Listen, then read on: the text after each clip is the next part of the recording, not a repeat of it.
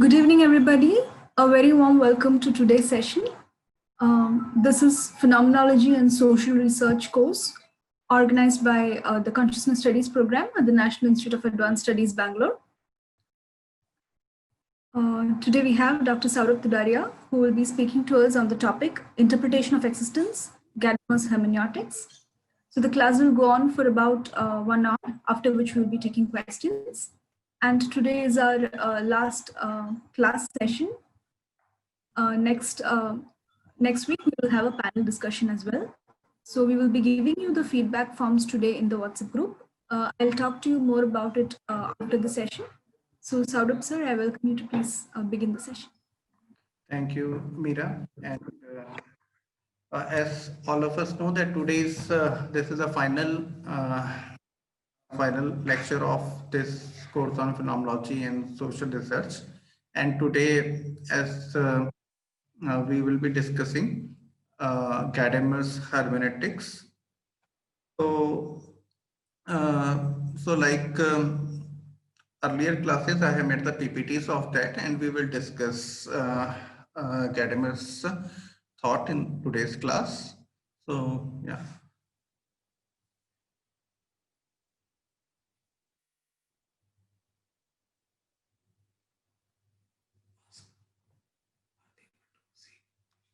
Yeah.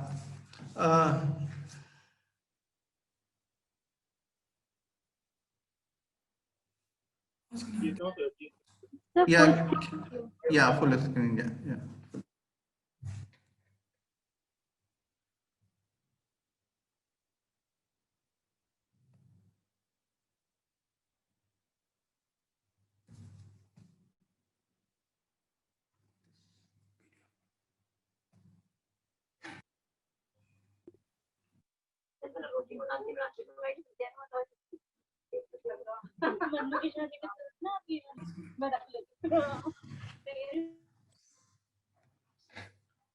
So today we will discuss Gadamer's hermeneutics. Gadamer is basically, as some of you might be knowing, that Gadamer was the student of Martin Heidegger, and he worked with Heidegger. He was very much extremely influenced by philosophy of hermeneutics, but he took it to altogether different dimension and developed it in context with the text, with the dialogues, and with like interpretations. So today we will be discussing Gadamer's hermeneutics, and basically, and as all of us, some of us, that he basically developed this concept in his magnum opus, Truth and Method. So, Truth and Method actually contains all of major, like the major component philosophy, and thereafter there was a lot of discussion and some other works which he have, which he discussed in the contemporary with respect to the contemporary problems. Yeah. So.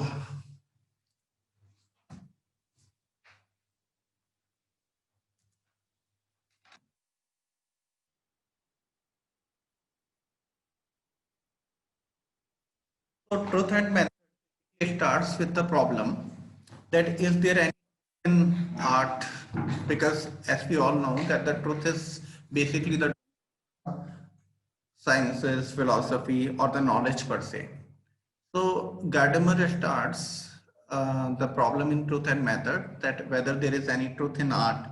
So can we look for or for the truth apart from the, because at the time of Gadamer was a dominance of positivistic philosophy and and people thought the way the natural sciences has discovered the truth in the physical world, natural world. So similarly, we will able to see the truth in, if social sciences also follow the same methodology, we are also able to follow the figure out the truth in the social world itself.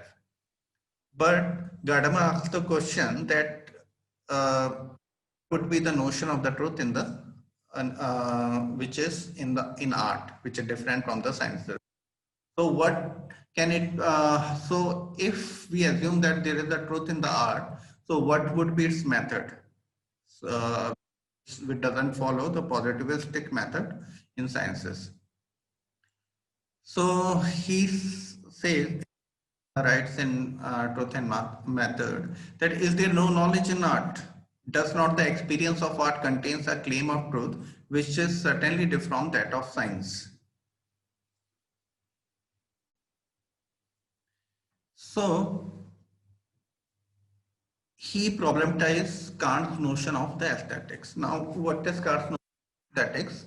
Kant talks in his third critique, because Kant has written the three critiques. So third critique, which is critique of judgment, Kant was interested in the question of the aesthetics, that how does the aesthetic experience takes place. And he says that the aesthetic experience takes place when there is a kind of the free play between imagination and understanding. For example, suppose if I see a dog, I have a general conception of a dog. So when I see a dog, then I put it into the general category, general class of the dog, and then comes the judgment. This is the dog. So how the understanding faculty of understanding works. But he says that in the field of the aesthetic objects, like for example, if I have seen the beautiful scenery, or if I have seen pattern in the sky in clouds, so I'm not able to put, I don't have a general concepts on which I'm able to put this aesthetic experience. So imagination can freely analyze it, or from the various perspective. So there is a kind of the free play for the imagination. There is the availability of the for the imagination. This he called as the subjective delight, and this free play actually produces the delight, aesthetic delight in human subject. So for him, the knowledge is the domain of pure reason, is in the philosophy, sciences, but aesthetics is the beauty and pleasure. Aesthetics is all about beauty and pleasure. Now, Gadamer asked the question, can there be knowledge in aesthetics? So for him, the art is basically the self-understanding. So aesthetic experience are also the mode of self-understanding. And why they are the understanding? Because we are the finite beings. If we are the infinite beings, we know each and every aspect of our life.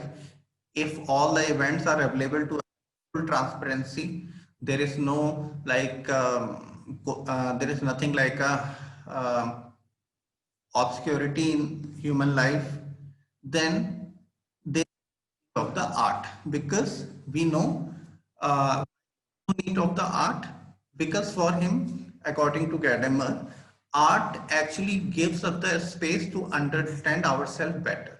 It gives us also the self-knowledge in the form of interpretation. So that is why when we look at some drama or the movie or some artwork, it helps us to understand the situation, our situation, in a better way. The people who see the tragedies of Antigone and all other things, so they are able to understand the finitude of the human existence, talks of the human existence in the better way, which the scientific language, everyday language is not able to give. So that is why for him the art is the something experience which gives us the self-understanding, and it affirms our finitude. So, so art basically, art basically affirms our finitude. So this last line is spelling mistake. This is basically art affirms our finitude. So, so especially in the when Gadamer talks about the Greek tragedy, either it is Sophocles or Antigone or some other tragedies. So what he says, what the tragedy actually shows to the Greek people, that there is what happened in the tragedy, the person thinking something and the thing turned out to be something otherwise. Like the Oedipus was thinking that he would never marry his mother and would never kill his father, and he left his home, but finally he ended up in doing that. So for the Greek people, the experience of the tragedy illuminates the basic finitude of the human existence, that we are finite. There is a difference between the human and the divine, where the divine can know, they can be omniscient, but the humans has this finitude. So art is basically the affirmation of our finitude. So in that sense, he is particularly Gadamer, we find the departure from the earlier modes of artist,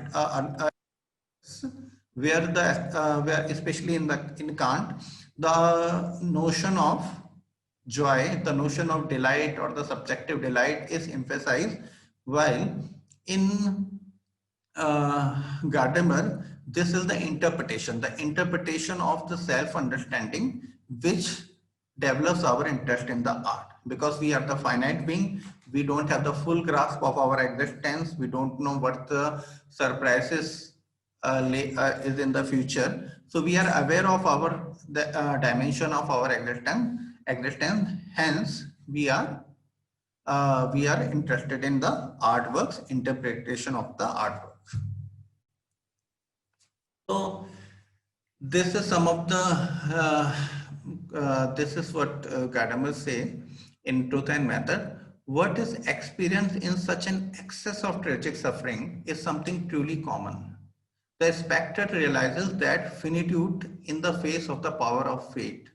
To see that is how it is a self-knowledge for the spectator.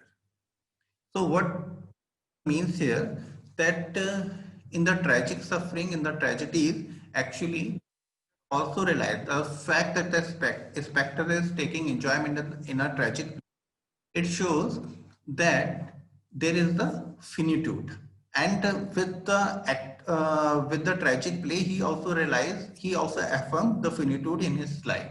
So there is no separation between the spectator and the actors. In fact, the spectator also get the experience of the art, aesthetic experience through the interpretation. So there is nothing like the passive reception of the joy. So this is the kind of the Heideggerian affirmation of finitude and the primacy of future.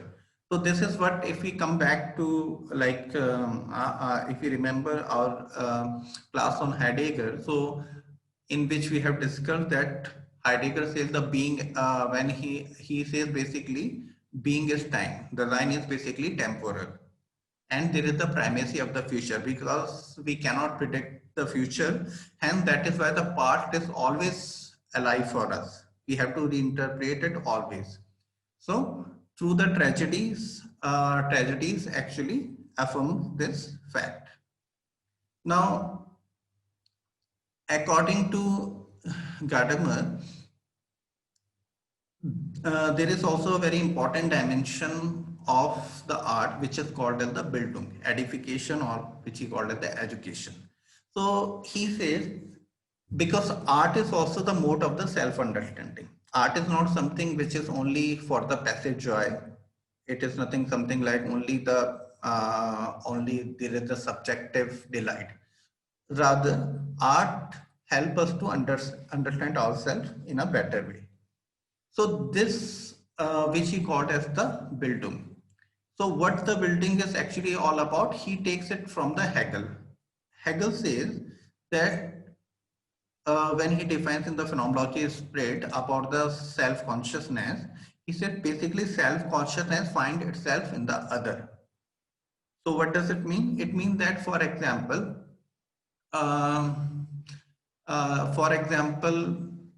if a human, an individual, first of all thinks that that society is something which is alien to it. Society is something which is restricting his or her freedom. So he should be independent of the society and he should go somewhere else where there's no restriction of the society. Like Rousseau said, man is born free and everywhere in chains. Now Hegel says that movement of the spirit. So first of all, it alienates from the some which is alien to it, which is something other than it. He gets alienated to it. But after some time, in the moment of sublation, on the moment of resolving the difference, consciousness realizes that it cannot realize only itself through the other. Then the people realize that only through the society they can realize their freedom. So this is what the Hegel's were. So this is what is taken up by Gadamer also. He basically in art what happens when we see the other, when we situation in the artistic display, we are also able to understand ourselves better. So this edifies the consciousness. This elevates the consciousness. In this background, we come to the center of heart of his philosophy, which is hermeneutics. So what actually this background us to enabled us to understand hermeneutics? First, the thing is that there is the affirmation of the finite. Our interest in art is basically because we are the finite beings, we don't have the full grasp of our existence.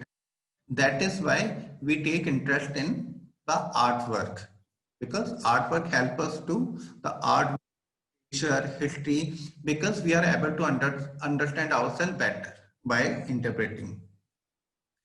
And second, that this all interpretation, we are interested in interpretation because we want to have the clear understanding of ourselves. The interest in artwork is generated through the self-understanding, through the issue of the self-knowledge.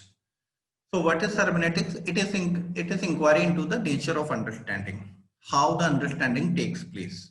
What is the nature of the understanding? This is what the main inquiry which Gadamer undertakes. Now Heidegger says that there is already the four structures of the understanding. What is the four structures of the understanding? Like this is like a larger point which is in phenomenology and of course in hermeneutics, that there is nothing like a subject object. So whenever we understand the word, we have some background. So if I see a human, I will always him or her in terms of his historical situatedness. I will never see him or her as a human, as an abstract human. Or if I see a temple or if I see a mosque or any kind of the religious structure, so my interpretation would be on the basis of my historical situatedness. And so is the case with any kind of the things, event or the places. So that is what the Heidegger means, that the conscious is never nothing like a absolutely innocent, absolutely a beginning. There is nothing like the absolute beginning for consciousness. It is already as the temporal horizon inbuilt in itself. So this Gadamer called as the prejudice. Now prejudice is not something in the negative connotation, because one thing is that it is of course has the negative connotation, but Gadamer uses positively. So prejudice means that we are prejudiced towards something. So he says that basically here the prejudice means, according to Gadamer, that whenever we experience or interpret any event or the things or the person in the world, we will always have certain kind of the background, certain kind of the historical conceptions we will have, and only on that background we interpret that thing, situation or event. That means that we are historically situated. We are already claimed by the tradition. So what Gadamer means, that there is that before this myth of the self-consciousness, that I am absolutely alone, I am something like in the liberal tradition, that I am something absolutely alone, I am not claimed by any person, I have to start my life afresh. He said even before the self-consciousness comes, we are already we already interpret ourselves in terms of the history, in terms of our tradition, family, culture and all that. So there is already there what Heidegger called the thrownness. We are already thrown into a situation. So we are historically situated. So what is the text? Text is basically, this is very interesting notion in Gadamer, and this is, we have come a kind of a like a focal point of of Gadamer's hermeneutics. Now the text is something like, there is a kind of and when he talks about the text, he is talking about a historical text. So there is a temporal distance between the text and its interpreter. For example, if there is some current author, so I am reading that book of the author who is alive in this alive. So if I don't understand some passages, if I don't understand what author mean, I'll always go to him, ask him that what do you actually mean? Then he will interpret, okay, that is what I mean. So I take author as an authority. Suppose if author passed away, then what we will do? At that sense, what we do, if there is not a very long time since he passed away, so we go to the we approach the people who are the contemporaries of him or his intellectual peers. So we just try to construct what he actually meant in that text, what was the influences. Now he says with the historical text, there is a problem. There is a temporal distance between the text and its interpreter. Like for example, the person who has written the Ramayana or Mahabharata, or like like Shakespeare's text. So there is a huge temporal distance between the two, between us and the author. So how it would be interpreted? Now, Dilthey says actually, just before Gadamer, there's another philosopher, Dilthey. So he was also interested in the text and the hermeneutic. So he says, okay, if the text is something like which is historically distant, so what we need to do, we have to actually go into the shoes of the author. We have to exactly create the situation. We have to reconstruct the part. We have to reconstruct the part in the way so that the actual meaning, the immediate meaning which was available to the, say, to the Shakespeare or to Valmiki or to Vyas or for that matter any person of the part, we just try to disclose that meaning. But Gadamer rejects it. He said it's not possible to just to create the exact meaning what at that time the author meant. So he says that there is a kind of the projection of whole in order to understand the part. He says whenever we read any text, suppose if we are reading any text, so we project a whole because we don't know the context of that text, in what context, in what historical context it has been written. So what we do, we project a context on the basis of our present understanding so that we can understand the text, its part. But when we understand the part of the text, the meaning of whole also shifts. So this is a kind of the to and fro movement with respect to text. For example, if someone who is kind of whose access to Rama is through the Tulsi Ramayana, and I am not the scholar of Ramayana, but I heard that the Tulsi Ramayana consider Ram as the god, while the Valmiki Ramayana is basically the story of a prince, where he is a very highly embodiment of the moral. But he is not God in Valmiki Ramayana. He is basically a prince, a kind of an ideal prince. Now the person who has access to Rama through the Tulsi Ramayana, so when he is reading the Valmiki Ramayana, so he will approach the Valmiki Ramayana with his prejudice, with his projection of Ram as the god. Now when he will read the text Valmiki Ramayana, he will find out his conception, what the whole meaning he is giving to the text is not actually able to sustain itself with the various episodes of the text.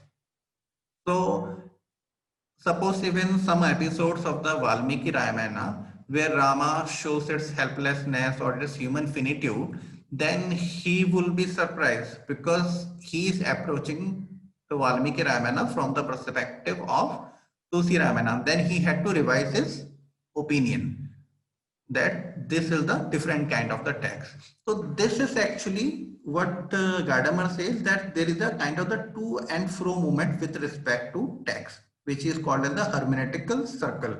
That when we read any text, we project the whole on the basis of our understanding. But when we read the part of it, our understanding of the whole also shift, and on the basis of that understanding of the whole, we again interpret the some parts of the text, then again the meaning change. So this is kind of the hermeneutical circle. This is kind of the circle in which the interpreter is.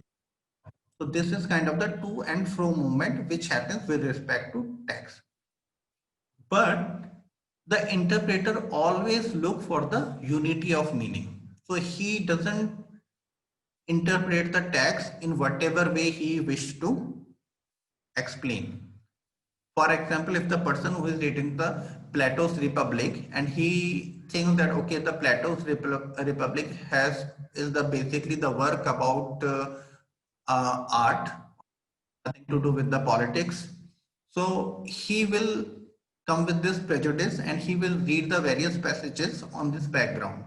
But when these passages which explicitly discusses about the politics come, then he is not able to sustain his prejudice. So he or she has to revise the opinions in the light of the new with the text.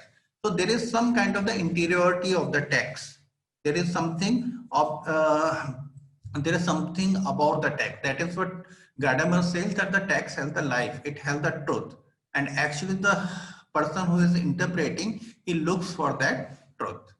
But he will through this he will create the unity of meaning.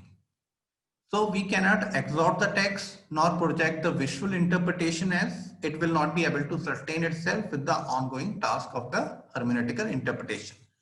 So we cannot exhort the text because the text always surprises us with the new kind of the meaning. So we can never say, okay, we have understood the text fully, because we are understanding the text on our background structure.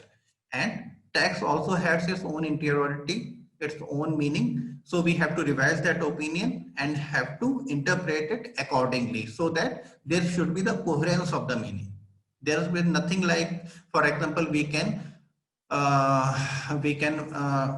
interpret it in the visual way. We interpret it in a visual way or in a like a illogical way, then we cannot meaning with the other sections of the text. That is why some people, when even they read some classical texts or like even philosophical texts, and they say, okay, this is what this philosopher has to do in total. But then again, some other paper comes, some other reading, the people who criticize, they say, no, you have to see this section. If you take this interpretation, then how would you interpret that section? So that is why the text is something which is never finished itself. So, Gadamer says the hermetic consciousness is such that a hermeneutical trained consciousness must be from the start sensitive to the text alterity. So there is a alterity to the text. So text is nothing like the extension of the interpreter's narcissism. It should be, so it is nothing like the interpreter, so it should not be the extension of the interpreter's narcissism, that whatever he wished to say, he make the text speak like that. Nothing like that. Hermeneutical trained consciousness should be sensitive, aware of that there is some otherness in the text, there is some truth in the text, alterity means otherness, which it want to speak, and he become meticulously aware of that. That is why at one place Gadamer defines hermeneutics that it is the art of listening. We must listen to the other.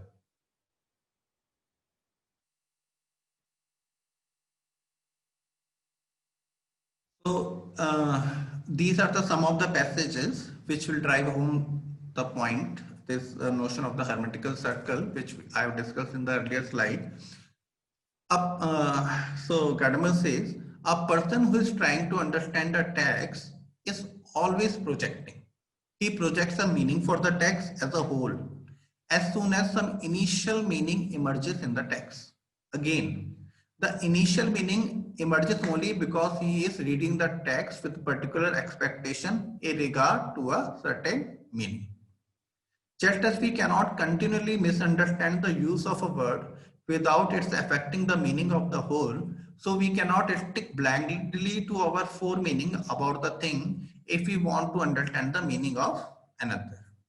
So that is to say, suppose if we are reading a novel or some text and some words, some word come whose meaning we don't know. So we feel lazy, we don't want to see the dictionary, so we just assume, okay, this must be meaning that, and we interpret that. Suppose if we have interpreted it correctly, then again when that word would be repeated in the different context, the same meaning, it would be able to, there would be the coherence in the with the different context. But if that word is not interpreted correctly, so there would be mismatch.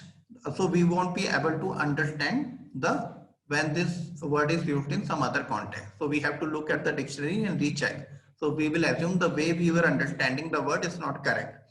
Similarly, he says that whenever we are reading the text and we interpret the text or some passage of the text in the particular way, and if that is not what the author meant, if that is not what the text actually means, so we are not able to sustain it, right, with the ongoing reading. So that is why, suppose if some people say, okay, for example, people talk about some philosopher like this philosopher is misogynist, or this philosopher doesn't believe in ethics, say Derrida. People say, okay, Derrida is something which totally talks about the deconstruction or destruction of the ethics. He doesn't talk about anything special, constructive to offer. Now, but when they read some other works of the Derrida, like the Hospitality on Ethics, so there is some other passages which don't sustain this kind of the reductionist reading of Derrida. So that is the case with all the philosopher or all the texts, that only the reading the foreground that we can understand that he is that this meaning we are attaching to that author or to that text is can only sustain when we are able to when we are able to judge it in the different contexts.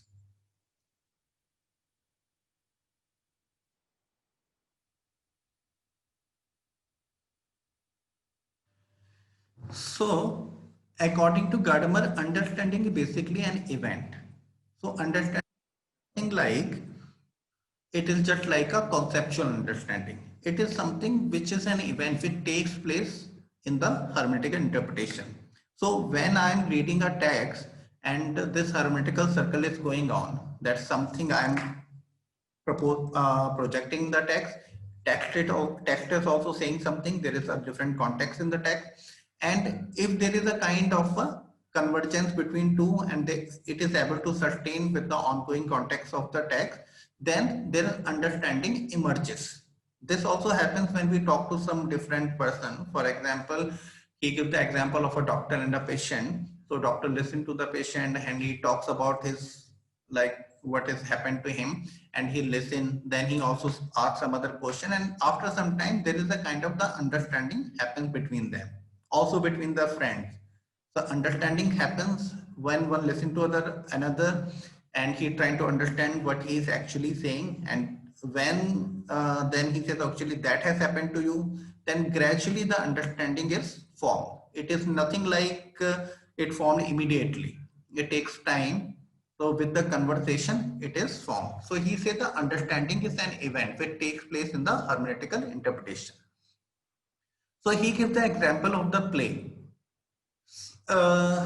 Because now the question might arise that, okay, when someone is interpreting the text, then who is like giving the meaning? People like the people who are in like the anthropocentric tradition, they say actually the person who is interpreting, he or she is giving the meaning to the text. But Gadamer wants to overcome this anthropocentric notion of interpretation. He says, and he gives the example of the play. He says how the play happens. The play can only happens when the players lose themselves in the game. So, for example, uh, if suppose if a lot of the people are playing the football, when nobody is able to control the football, and and the moves of the football become surprising, then only the play ensues. So in the play there is the play. Nobody is able to control the play. There is a kind of the innovation in play. If the person is totally calculative, then the play cannot take place. Of course, there are rules in the play, but there cannot be the total prediction and calculation in the play. Then the play cannot happen. Then it is play can only happen when there is kind of the surprise, innovation, and the suddenness in the play. So similarly, he says when the person is interpreting the text, there is a kind of, after some time, there is kind of the play happens between the text and the interpreter. And in this play, actually the understanding of the meaning emerges. So this will he called the event of understanding. And in this event of understanding, there is a kind of fusion of horizon, where the horizon of the past and horizon of the present meet, and it gives rise to a new interpretation.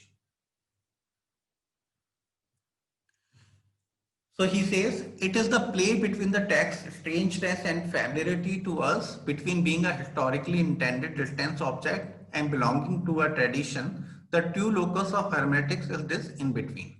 So he says, when the person is interpreting the text from the past, so there is the strangeness to the text because he doesn't know the text fully. And there is some familiarity because there is a continuity of the tradition of the language. So that is benign, there is some familiarity with the text. So there is kind of the double thing. On the one hand, there is a kind of the strangeness, and on the other hand, there is familiarity. And he said the hermeneutics locus is something is in between. Neither we can say that we have understood the past completely, we have grasped the past completely, nor we say that okay, this is totally, we cannot understand it. So he says hermeneutics happens in between this strangeness and familiarity. So every interpretation of the past is actually the new interpretation. So there cannot be a kind of the exact replication of the past or the meaning of the past, but we approach the past from the horizon of the present, and the meeting and the fusion of the horizon takes place, which gives the new meaning. And this task for him is endless. There is nothing like we have exhausted the past. Past would be always remain new, always remain a kind of the source of truth. So he says it lets the true meaning of the object emerge fully. The hermeneutical conscious, the consciousness which is aware of the alterity of the text, about the meaningfulness of the text of the past. So it lets the true meaning of the object emerge fully, but the discovery of the true meaning of a text or a work of art is never finished. It is in fact an infinite process. That is why the people who are like for example, the people who are interpreting the work of Kalagi or like some other kind of plays or the remarkable works of the art and the drama, they are always, these things always become new.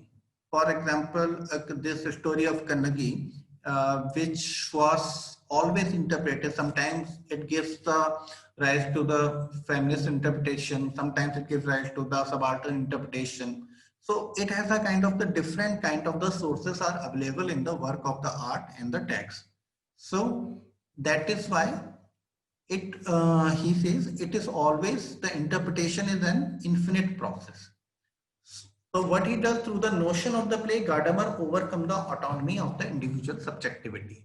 So when he gives the notion of the play, So he overcome this notion of interpretation where the people think, okay, there is a interpreter who he will reconstruct the part, and through the reconstruction of the part, he will go back to the part and discover the part as it is, the original meaning. But according to Gadamer, this is a kind of a positivistic dream. This is the kind of the dream which won't be fulfilled because consciousness can never free it from from its prejudice, from its situatedness. So we will approach the part from our point, from our background, and we will think the part in that way only. Our every interpretation of the text will give the new meaning.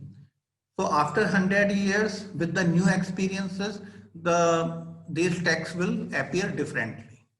So there cannot be kind of the meaning of the text which will free the text once and for all. So he calls it, finally he gives his concept, which is called the historically affected consciousness. He says consciousness is basically historically affected. So there is a kind of the tradition. Consciousness is nothing like the consciousness which is starting zero ground, which is not affected by the past and future. It is something which is always in the tradition. So whenever it looks at the, whenever it analyzes some text, so it will like in relationship with the text, but this relationship between the strangeness and familiarity, because because it belongs to some other different time, so that is why it is strange also, but yet because the tradition continues, so there is the familiarity also, because the language, culture, they also get transmitted to the next generation. So there is a historically affected consciousness. So we are, but at the same time, there is a, for a hermetical consciousness, there is the belief that there should be a truth in the tradition. So this is the, he believes, he argues that we have to also believe that there is some truth claims in the tradition. We can never say, okay, this text doesn't mean anything. So he in that way is, some people call also that he's conservative in that sense, Gadamer, because he believes that the tradition contains the truth, and so we have to be sensitive towards the tradition. So there should be the dialogue with the part, which dialogue he takes from the Plato, so that there should be the dialogue with the part, and in this dialogue we will never go back to the original meaning. There is the fusion of the past and the present. We will approach the text from our background, and there we will go, there is a kind of fusion. So in that way, every new reading is an interpretation, a new interpretation. For example, the watching of the classical music movies, like any classical movie, there cannot be the interpretation of that movie. There will be every kind, there would be the new interpretation. So he says that we should grant the otherness of the other, listen to the alterity. We should always listen to what is truth in the text. We should, this is basically the art of the listening. And through the hermeneutical approach, we listen to the text, what the text tell us.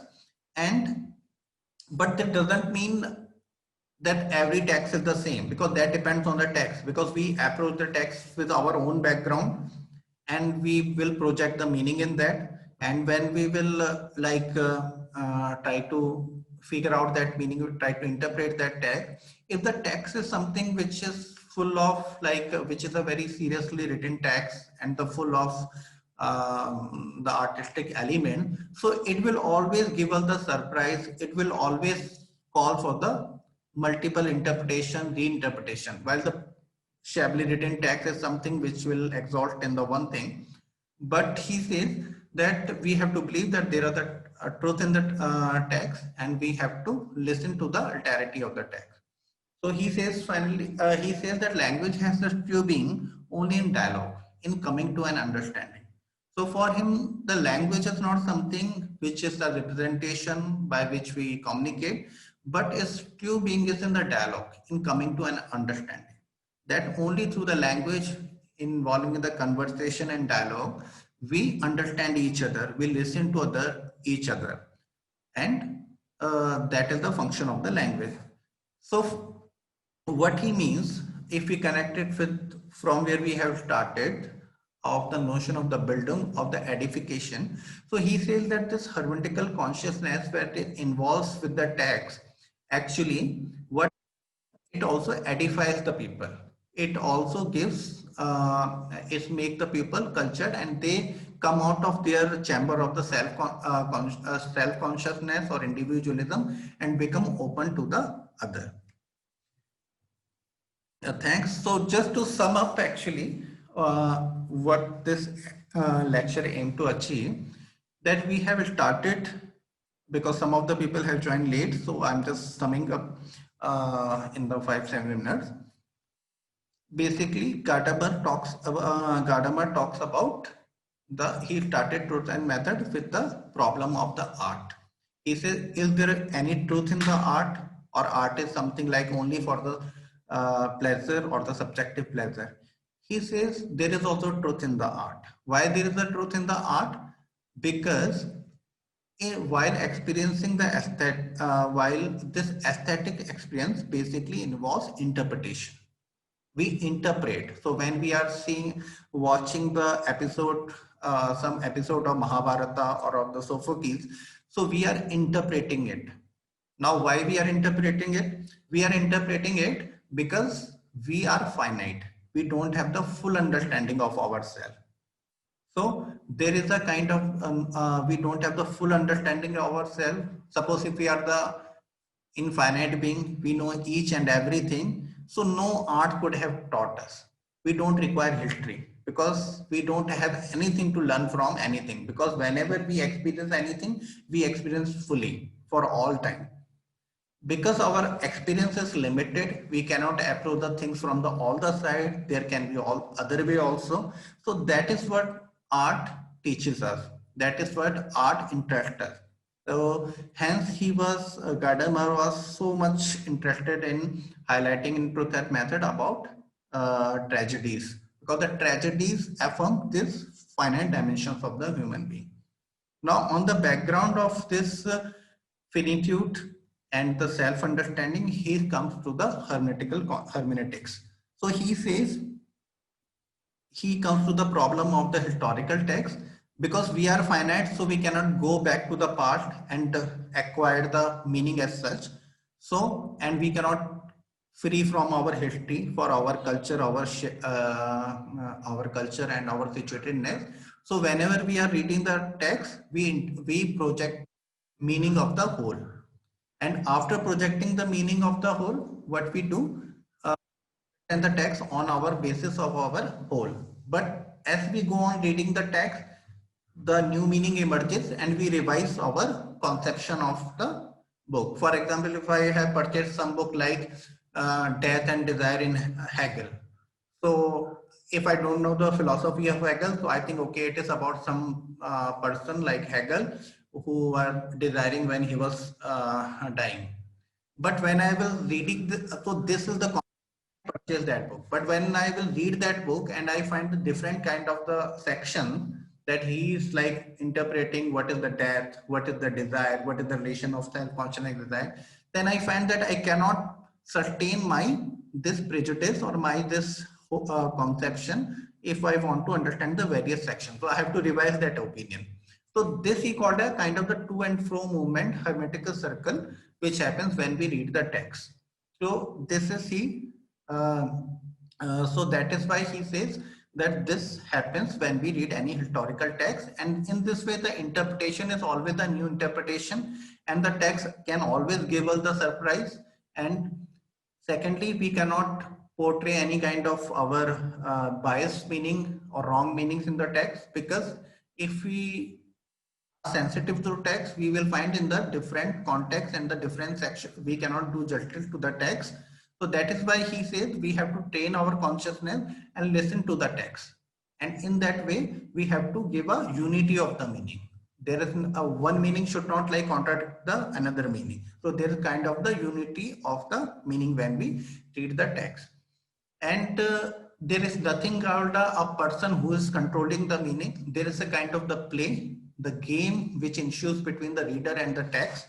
And that is why as in the play can only happens when the people lose themselves in the play. Nobody is controlling, and there is a kind, that is why Gadamer says that this ball games always interest us, because ball can always surprise ourselves with its new move. So that is why the game which is fully controlled by a person is a not game at all, because there is the element of the surprise, of the element of anything can turn up in the game.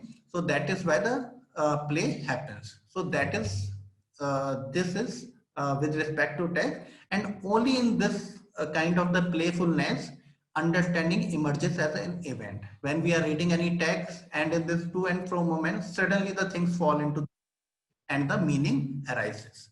So for him, the understanding is an event, and this is not only limited to the text, it is also limited with also can be extended with the other when we are talking to some other person.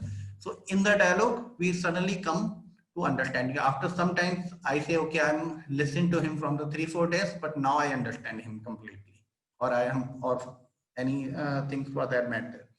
Similarly, these things also can be stretched to the field studies also, because according to Gadamer, hermeneutics is not only it is the ontological, it is the way of our being in the world. So it is not only about the text, but also about our way of being in the world. So a person who is going to the field and taking the field, doing the field survey, taking the interview, so the person cannot, like he's exploring some trials or some kind of the events he's analyzing. So he cannot, he come up with his own biases, and with his biases he will try to understand the life work of the people. But when he will enters into the communication in the dialogue, he will try to, he or she has to revise his opinion of the thing. That is why he will always come up with the new meaning. That's why field always give us the new kind of the surprises. So this field also become the text. So that's all for the, this is actually in a, I have tried to summarize the truth and method in as simple as possible. I hope that in the interactive session, we will discuss it more. Thank you.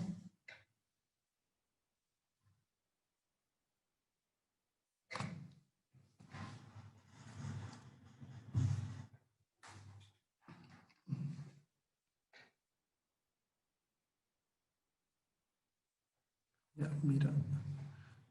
Can't listen to Meera. Huh? Yeah. Yeah, thank you so much, sir, for the class.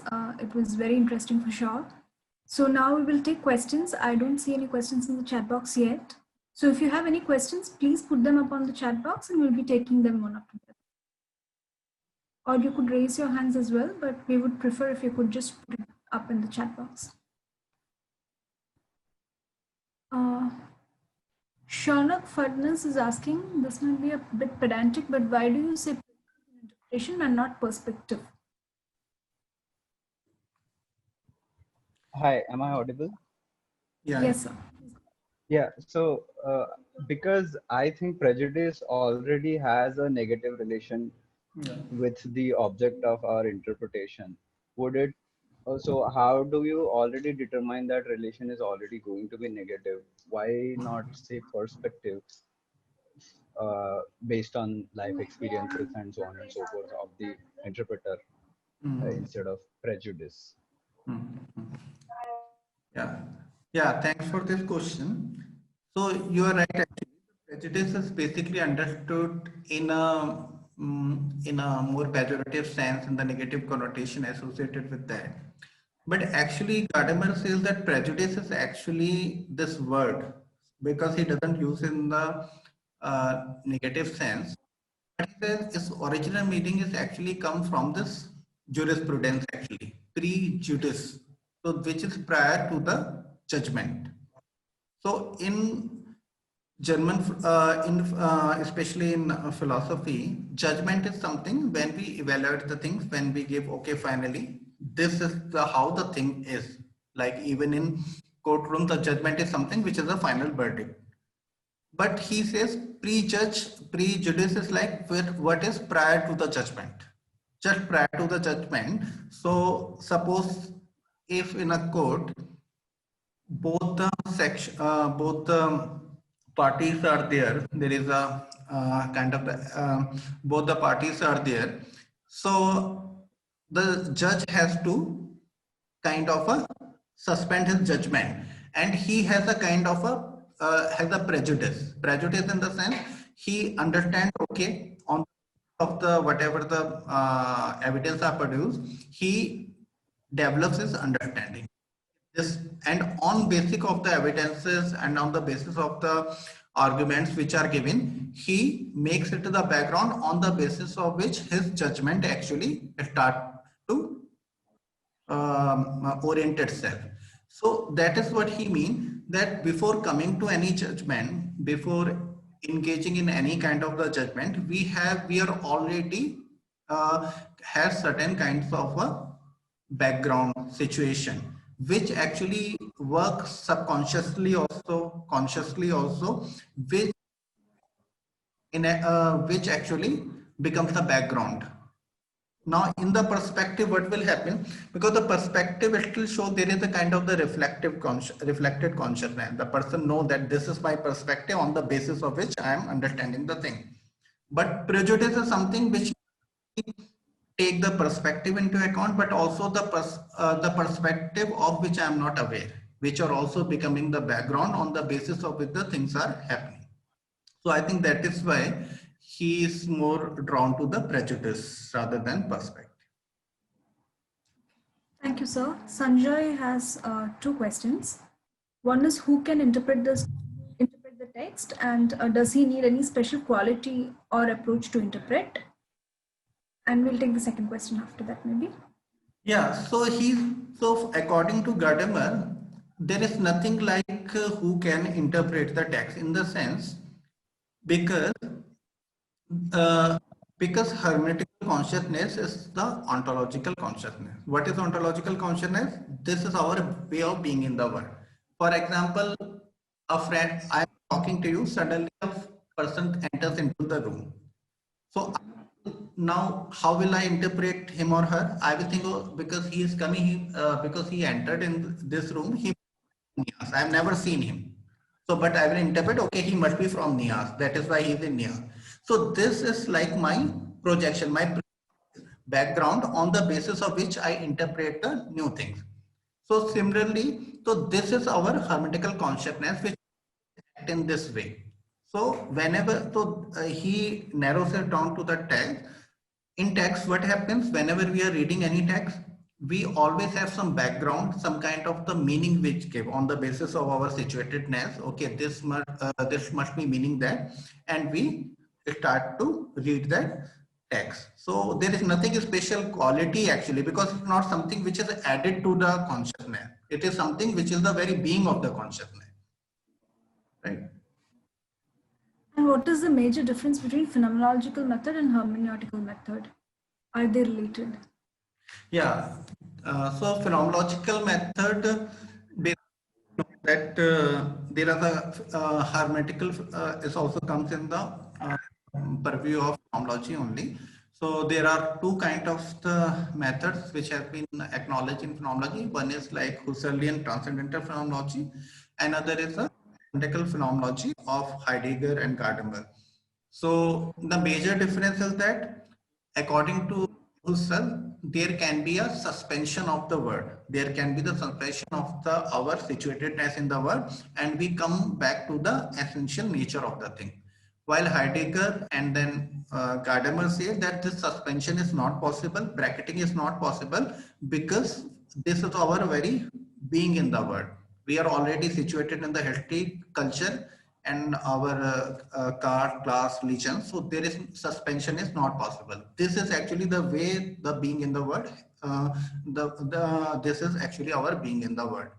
And hermetical consciousness basically it whenever the new things come, for example, something news happens. So it is interesting that how the different people actually respond in the different way. Some people say this event has happened because there must be something. The people who are from one religion or from the another or from some other political party, they will interpret in the another way. Another people will interpret in the another way. So there is a kind of a interpretation background which they project on the event. But but that can only sustain when there is a kind of a only that interpretation which is able to sustain with the changing context. Yeah. Okay. Thank you, sir. We'll take Neha Agarwal's question next. Neha, are you here?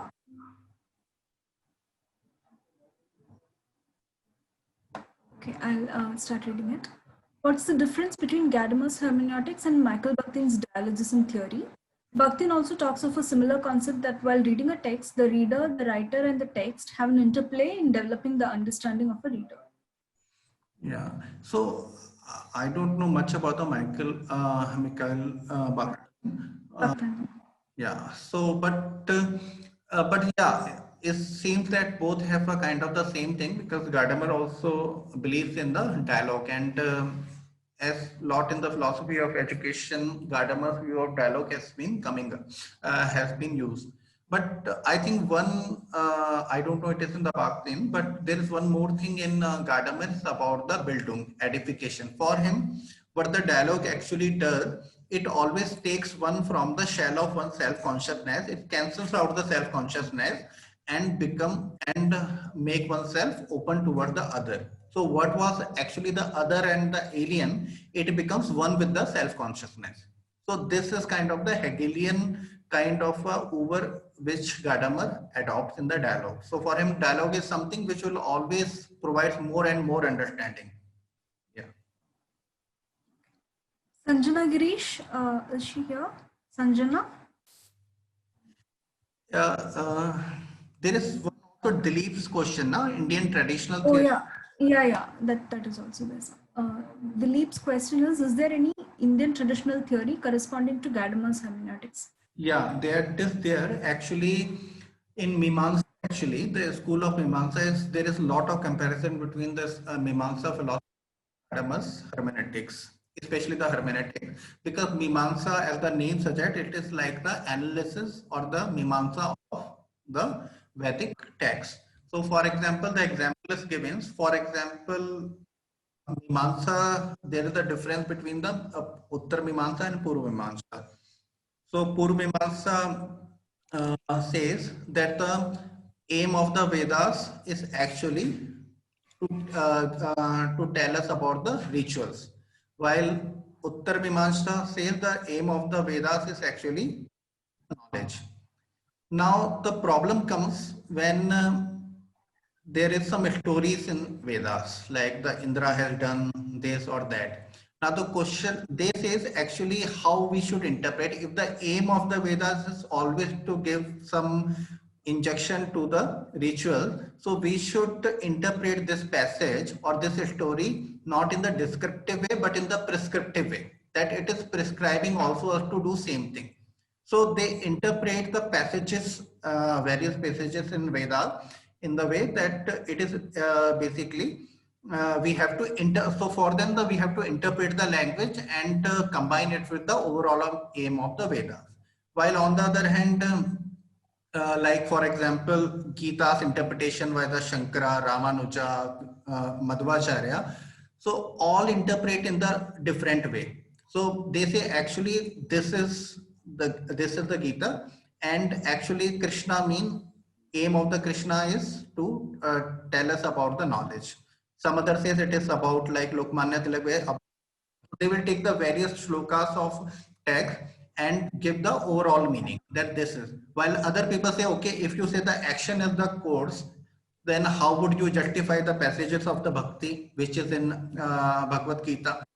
If the action is all that Gita meant, so how will you like interpret the another when Krishna said that there is nothing higher than the jnana, then how it will be sustained. So this kind of interpretation, various interpretation also happens in Indian philosophy, and there is a lot of comparison actually. In fact, Hermetic is acknowledged as an approach to interpret the ancient text. Thank you, sir. Now, Sanjana, you can ask your question.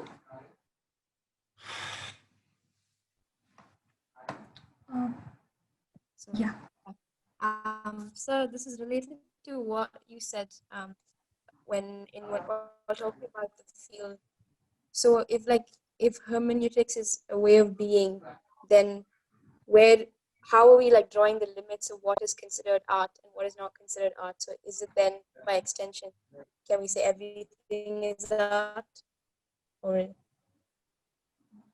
is my question clear? I don't know if I'm making sense. Yeah, I think that's a good question.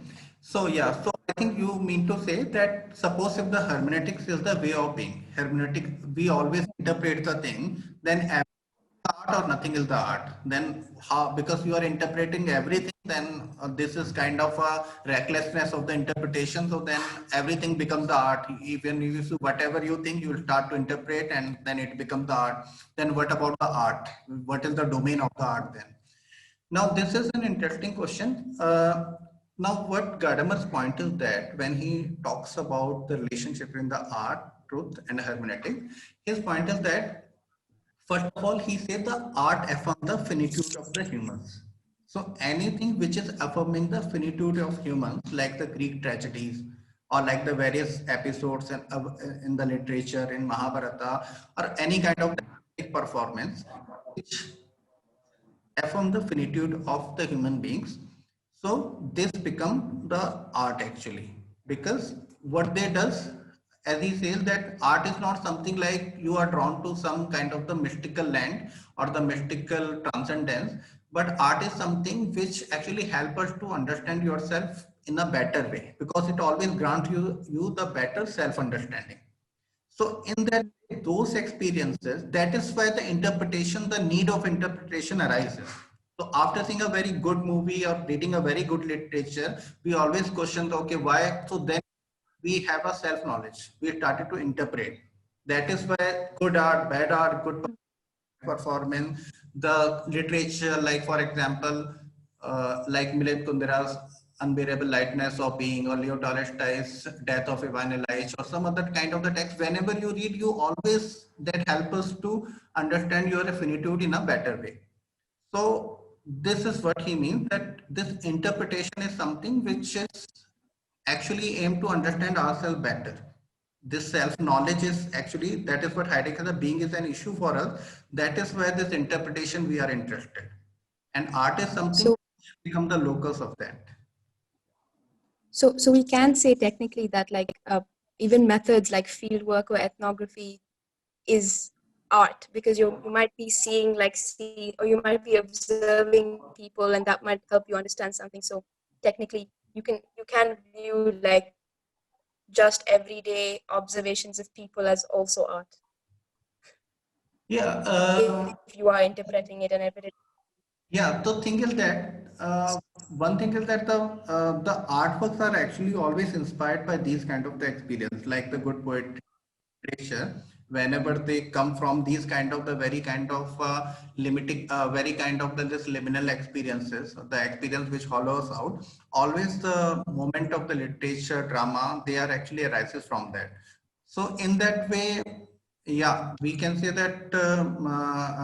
So that is why they draw us to interpret. But I think Gadamer is not saying that everything, hermeneutics, of course, everything involves interpretation. But when he's talking about the art, he's specifically saying about the artistic performances or the literature or these kind of the things which involves more and more interpretations. So he's saying that actually. Okay. Thank you, Sanjana. We have Harisha's question next. Harisha, what is the hermeneutics of the religious texts and Gadamer's hermeneutics? Yeah, so this question of the religious text, This is actually hermeneutics actually arise from this biblical this interpretation exegesis of the Bible, that basically what actually the Bible means. So interpretation actually it arises, of course, in the Christian context, in theological context, but when Gadamer takes the hermeneutic, he says that I am simply interpreting the philosophy of understanding. What are the conditions of the understanding? How understanding takes place. So that is why he said that the dialogue is the essential for understanding. So only when we enter into the dialogue, we listen to the other, the understanding as an event take place. So he says that he is giving the philosophy of understanding, which he in detail discussed in the second preface to Truth and Method, when he says that actually I'm doing the same thing with the understanding what the Kant has done with the reason. So I'm also, this is also kind of the transcendental inquiry. What are the condition of the possibility conditions which make the understanding possible? So, we'll take Chakor's question if she is here.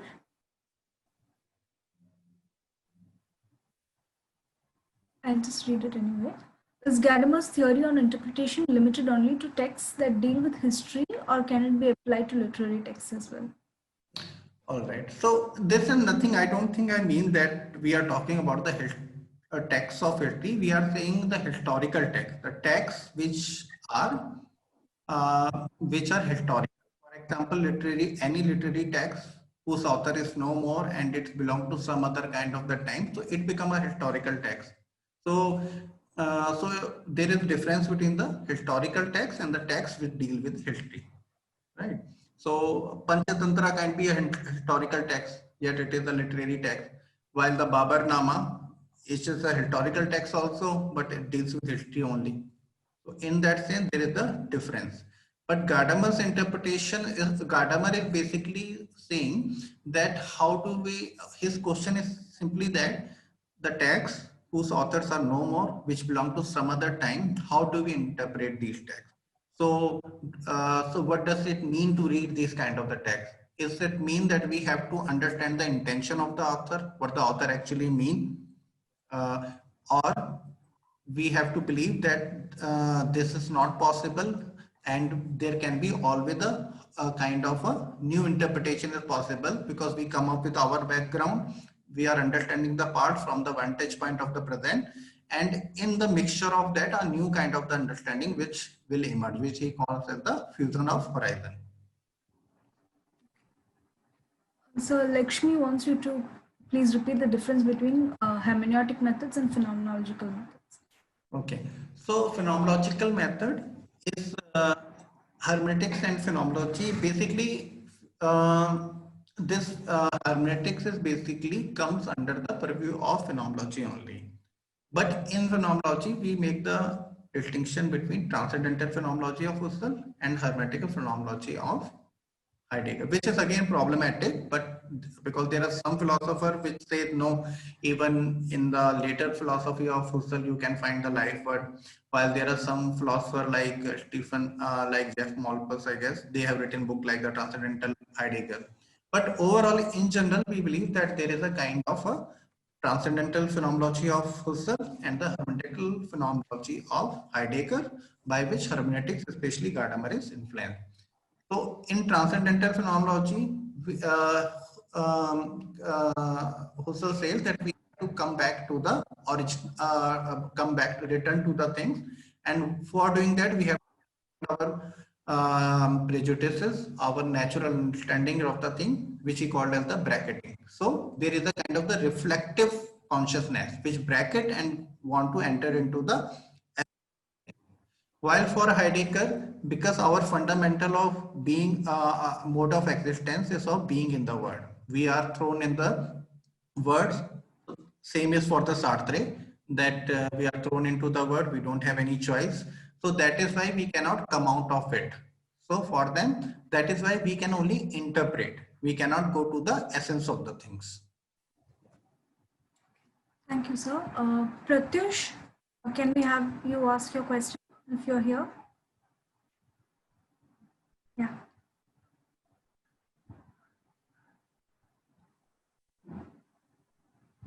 You are not able to unmute. Just wait a second.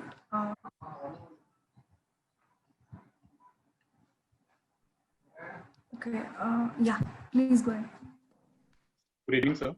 I want to ask whether the Gadamer's hermeneutics, it is similar to any other theories of interpretation like Foucault's archaeology, Derrida's deconstruction, etc., or any other theory which maybe I don't know of, like critical theories, etc.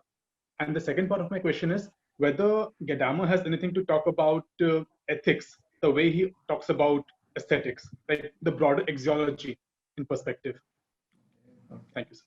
Thank you. So this is a very larger question, but I'll try to answer it. So first, actually this Foucauldian archaeology or Derridan deconstruction is contrasted with Gadamer's hermeneutics. And some of the philosophers say, okay, hermeneutics is like a conservative, it is something like it still has the nostalgia of the past, while deconstruction and archaeology is more radical. So what is the basic differences? Foucault's archaeology is about, he says there is a knowledge power nexus. So the tradition is not something which always contains the truth. Tradition is something which has the knowledge power nexus. There is a kind of the suppression also in the, and it produces what is called the episteme, a regime of knowledge, which this regime of knowledge actually basically gives us kind of the understanding of that era. So his archaeology is just to see what are the conditions actually which make that kind of the knowledge possible. So that is what so archaeology is the method by which we just in any historical kind of the situation in the we will see, okay, what make that discourse possible. For example, when he talks about the discourse of the body, discourse of the medical, so what makes this medicine possible, that one has to earlier he was saying that people were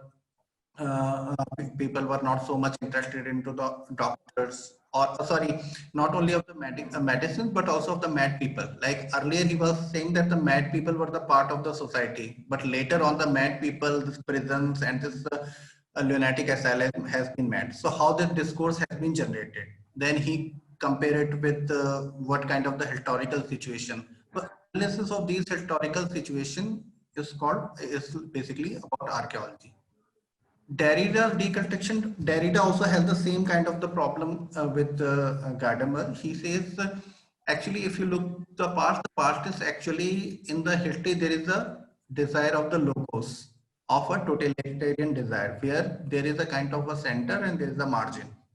So part is actually not the innocent part which contain the truth, but it is a logocentric part, which has created certain margins, and there is a kind of a it has created the margins. So task of deconstruction is to just to highlight these margins and to deconstruct the logocentric discourse. And for it, he says that, and he says actually this desire of, he says Gadamer actually suffers from this teleological desire actually of the unit, which is metaphysical in nature, because he always says that we have to give rise to the unity in the meaning in the text. The text always gives unity in the meaning, while he says that text actually has to be disseminated. There should be the deconstruction. There is a dissemination of the meaning so that it cannot be contained in a particular kind of the unity. So that is the fundamental difference, but there is some convergence. There is actually debate also between the Gadamer and Derrida, which is famous, actually quite famous. Then you talked about the critical theory. Critical theory simply Habermas says that Gadamer talks about the tradition, but he doesn't talk about the ideology in the tradition, because the part can be, for example, he says, suppose if you are reading Hitler's Mein Kampf or like this, so what can be the truth in that? Because it was the vehicle of ideology. So he says Gadamer is actually not is blind to that. While Gadamer says, no, I always give importance to the other. We have to reconstruct the past and just to see what the other has to say. And does he have anything to say on ethics? So actually I think the ethics he takes in edification, which we can understand like in the more eudaimonic notion of the ethics, which in talks about the phronesis or like the edification, that in the dialogues actually when we more understand the other, so there is the edification of the consciousness. So ethics is nothing about like I have to cultivating my virtues actually. So ethics is something related with the self-knowledge. So this self-knowledge and the edification only come up with the dialogue through the language. When I understand the other more and more, so it gives to the edification. Okay, thank you, sir. And thank you, Pratyush. Dilip has one more question. What is the view of Gadamer on method and understanding? Yeah, Gadamer's, so Gadamer starts, that is the actually in that way, this German tradition is different from this, the English or the British tradition of positivistic tradition, because in the, especially the scientific method and in the John Stuart Mill and others, so they actually all believe in this, yeah, as we have made progress in the natural science by following the proper scientific method, social sciences actually should also follow the method, which also in the Durkheim and all that. But in the German tradition, they differentiate between the explanation and understanding. He said the explanation is possible in the natural world, while the understanding, verse 10, is possible in the social world only. So which Max Weber also takes, Max Weber follows this approach of Delphi. And he says if we have to understand the social actor, we have to interpret what is their life, what is all about. So the similar thing is taken by Gadamer also, that the when he talks about the Geistwissenschaft with the human science, that a human science is basically about not about the not about the explanation, but we are involved in the human sciences like art, literature, philosophy, because we want to understand ourselves better, because there is a kind of a involvement in our self understanding. Hence we are engaged in this method, and for him the appropriate method is hermeneutical method, because through the hermeneutical method we will always interpret ourselves and understand ourselves better. So that is why he departs from the scientific method. Okay, thank you, sir. Since I don't see any more questions, just want to make a few comments about the course in general. Thank you very much, sir, for being a wonderful instructor and teaching us so much about phenomenology.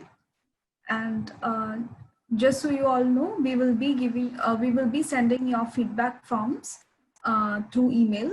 So you can let us know how you enjoyed the course, or whatever constructive feedback you have. We are most welcome to it. So please do send it to us. And then the upcoming session is a panel discussion. It is on the title Knowledge, Being and the Social in Phenomenology. So we have Dr. Prasenjit Bishwas from Nehru University, Shillong, Dr. Sankita Menon from NIAS, and Dr. Koshi Taragan from Goa University. They're all very established philosophers who will be participating in this panel. And we have Dr. Saurabh Tudaria, who is very familiar to you by now, who will be chairing the session. So this is a mandatory panel discussion that, it's mandatory that everybody in the course attends this program. But it is also a public program. So if you have friends or anybody who wants to attend the session, please tell them to RSVP to the email ID that we have given in the WhatsApp groups along with the poster. So please ask them to RSVP. Those who have already participated in the course, you need not RSVP again, because we already have your email IDs. So we will be sending you the links directly. So if you have or anybody else who needs to attend, please ask them to RSVP the email ID. And if you have any further questions, you can get in touch with me and I'll be clarifying it for you. So that is about it. We will be sending you the feedback forms, and please do definitely attend the session on phenomenology, which is happening on 12th. So thank you everybody once again, and thank you very much, Saurabh sir. And we have to thank Sankita Menon, who makes all of this possible by guiding us and mentoring us. And also Niharika, who gives us tech support and all of that in between her schedule. She's also a doctoral scholar. Also Ashwini and Abhishek, who help us with publicity and all of that. So thank you everybody once again. Yeah, and there are a lot of comments that are going on in the chat. So yeah, Thank you, everybody. And yes, we will make lectures available soon. It will be in the YouTube. So we will be sharing the links in the WhatsApp group as well. So thank you, everyone. Yeah. Thank you very much.